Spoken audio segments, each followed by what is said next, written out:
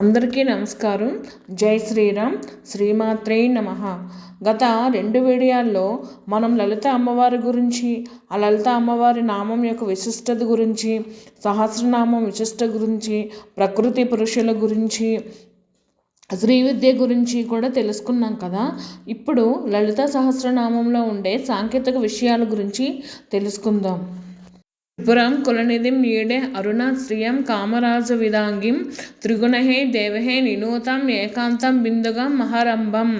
ఈ శ్లోకానికి 2 రకాల అర్థాలు ఉన్నాయి. ఒకటి బాహ్యార్థం, 2 అంతరార్థం.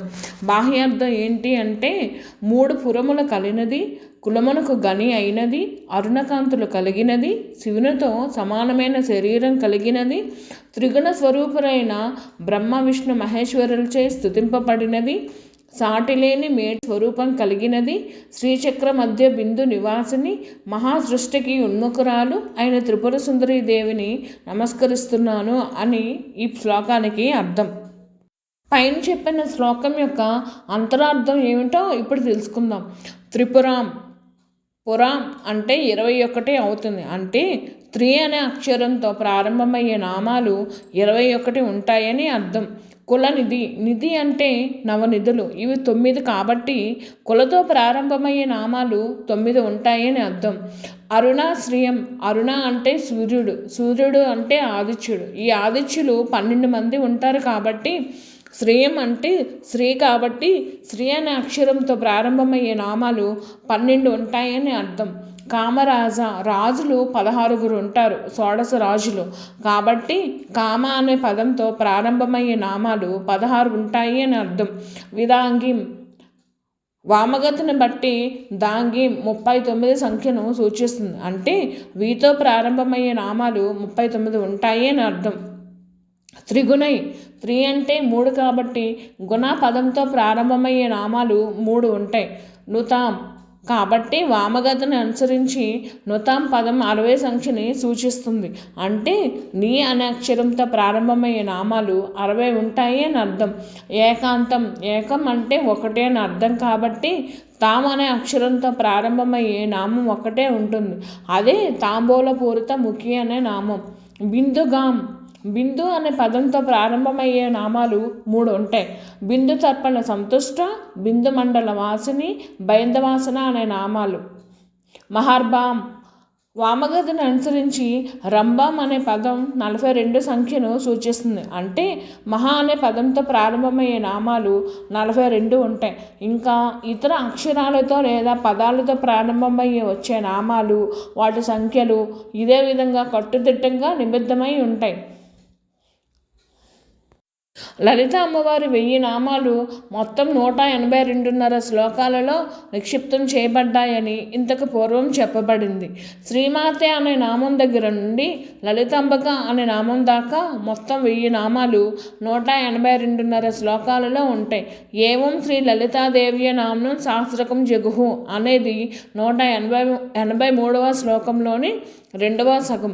ఈ సగభాగంలో నామాలు ఉండవు. అందుకని మొత్తం 1000 నామాలు 182 శ్లోకాలలోనే కూర్చబడ్డాయి అని తెలుస్తుంది. ఇలా 1000 నామాలు 182.5 శ్లోకాలలోనే నిక్షిప్తం చేయడానికి ఒక కారణం ఉంది. ఒక సంవత్సరంలో పగలు లేదా వెలుగు భాగాన్ని అమ్మవారితోనూ, రాత్రి లేదా చీకటి భాగాన్ని అయ్యవారితోనూ సమన్వయపరుచుకున్నాం కాబట్టి అలాంటి సంవత్సరంలో ఉండే సగం రోజులు పగటి భాగాన్ని అమ్మవారికి సంబంధించినదిగా సమన్వయపరుచుకుంటే సంవత్సరానికి 365 రోజులు కాబట్టి అందులో సగ రోజుల కాలం అంటే 182.5 రోజుల కాలభాగం అమ్మవారికి సంబంధించినది అవుతుంది. అందుకని వ్యాసుల వారు అమ్మవారి 1000 నామాలను 182.5 శ్లోకాల్లోనే నిక్షిప్తం చేశారు. శ్రీ విద్యా దేవత గురించి నిత్యోత్సవ తంత్ర గ్రంథంలో ఇలా చెప్పబడింది. వాంతం వహ్ని సమారూఢం వామనేత్రేంద్ర సంయుతం. పై శ్లోక పాదాలకు 2 రకాల అర్థాలు ఉన్నాయి. బాహ్యార్థం, అంతరార్థం. బాహ్యార్థం అమ్మవారి లక్షణాన్ని గురించి, అంతరార్థం అమ్మవారి బీజాక్షరం గురించి చెప్తాయి. బాహ్యార్థం ఎడమ కంటిలో చంద్రుడిని కలిగినది, వెడల గ్రక్కుచి ఉండు అగ్ని తేజస్సును అధిరోహించినది.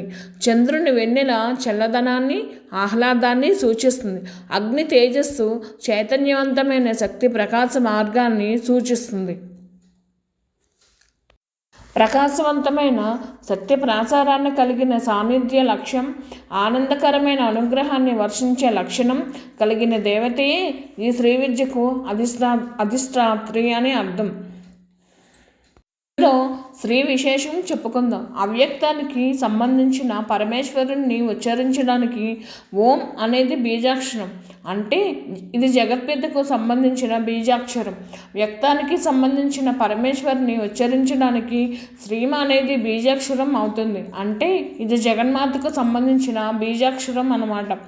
ఓం అక్షరంలో ఆ, ఊ, మా 3 అక్షరాలు ఉన్నట్టే శ్రీ అక్షరంలో కూడా సా, రా, ఈ అనే 3 అక్షరాలు ఉన్నాయి. ఇవి వరుసగా ఇచ్ఛాశక్తి, జ్ఞానశక్తి, క్రియాశక్తులకు ప్రతీకలు. వీటి మీదనే మొత్తం వ్యక్త సృష్టి అంతా ఆధారపడి ఉంటుంది. అందువలనే ఈ స్తోత్రం శ్రీమాత, శ్రీ మహారాజ్ఞి, శ్రీమత్ సింహాసనేశ్వరి అని శ్రీతో ప్రారంభింపబడే 3 నామాలతో మొదలుపెట్టి శ్రీచక్ర రాజ నిలయ, శ్రీమత్ త్రిపుర సుందరి, శ్రీ శివ అని మళ్ళీ శ్రీతోనే ప్రారంభింపబడే 3 నామాలతో ముగింపబడింది. అంతేకాదు జన్మకు సంబంధించిన శ్రీమాత నామంతో ప్రారంభింపబడి ముక్తికి సంబంధించిన శివశక్తేక రూపిణి అనే నామంతో ముగింపబడడం కూడా ఒక ప్రత్యేకత అని చెప్పాలి.